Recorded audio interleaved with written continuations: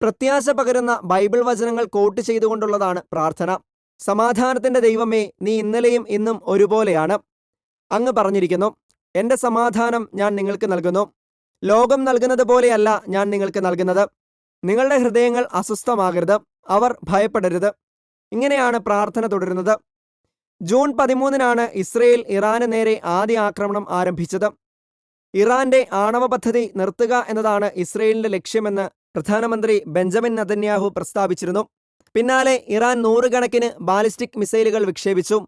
യുദ്ധസമാനമായ ആക്രമണങ്ങളിൽ 200-ലധികം ഇറാനികളും കുറഞ്ഞത് 24 ഇസ്രയേലികളും കൊല്ലപ്പെട്ടുവെന്നാണ് റിപ്പോർട്ട്. ഗാസയിലും യുക്രൈനിലും ഉൾപ്പെടെ വർഷങ്ങളായി തുടരുന്ന സംഘർഷങ്ങൾക്ക് അറുതി വരുത്തുവാൻ ലോകമെങ്ങും ആഗ്രഹിക്കുമ്പോഴാണ് പുതിയൊരു പോരാട്ടമുഖം കൂടി തുറക്കുന്നത്.